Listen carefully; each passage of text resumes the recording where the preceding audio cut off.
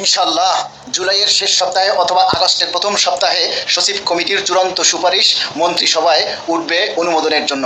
মাননীয় প্রধানমন্ত্রীর অনুমোদন সাপেক্ষে এই সুপারিশ ভেটিংয়ে যাবে এবং সেখানের প্রক্রিয়া সম্পন্ন হলেই আমাদের সেই স্বপ্নের পে স্কেলের গেজেট প্রকাশিত হবে। মহামান্য রাষ্ট্রপতি এবং মাননীয় প্রধানমন্ত্রীর অনুমোদন সাপেক্ষে মহান সংসদে পে স্কেল ঘোষণা হয়েছে, যেটা রেকর্ডেড।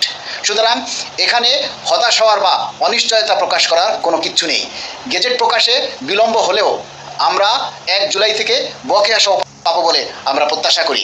আপনারা যারা অনিশ্চয়তার মধ্যে আছেন এবং যারা হতাশায় ভুগছেন তাদের সবাইকে অনুরোধ করব, আপনারা আরেকটু ধৈর্য ধরুন এবং সবাই ঐক্যবদ্ধভাবে শুধু একটাই দাবি করুন, আমরা অতি দ্রুত সময়ের মধ্যে পে স্কেলের গেজেট চাই। যে গেজেট প্রকাশের মধ্যে দিয়ে 22 লক্ষ পরিবারের মুখে হাসি ফুটে উঠবে, তাদের অভাব অভিযোগ কিছুটা হলেও দূর হয়ে যাবে। 2015 সালের বন্ধ থাকা পে স্কেলের টাকাটা এই সরকার চালু করতে যাচ্ছে, সেজন্য আমরা সরকারকে সাধুবাদ জানাই।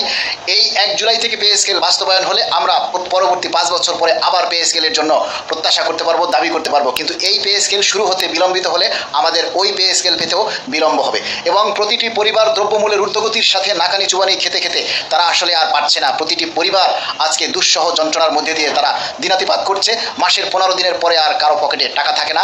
ধার দেনায় জর্জরিত হয়ে আজকে কর্মচারীরা মানবতার জীবনযাপন করছে। মাননীয় প্রধানমন্ত্রীর কাছে আমাদের আকুল আবেদন, অতি দ্রুত সময়ের মধ্যে প্রজ্ঞাপন জারি করে আমাদের কর্মকর্তা কর্মচারীদের মুখে হাসি ফিরিয়ে দিন। আমরা সবাই মিলে একটি দুর্নীতিমুক্ত স্বনির্ভর বাংলাদেশ আপনাকে উপহার দেব এবং বাংলাদেশ সরকারি কর্মকর্তা কর্মচারী কল্যাণ সমিতির হাতকে শক্তিশালী করার জন্য সারা দেশ থেকে 64টা জেলা থেকে আমরা তরুণ নেতৃত্ব চাই।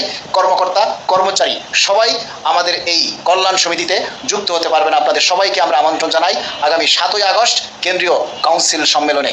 সবাই এই কাউন্সিল সম্মেলনে যোগ দিয়ে সফল করুন এবং আমাদের কল্যাণ সমিতির হাতকে শক্তিশালী করুন। দাবি আদায়ের শপথ নিন।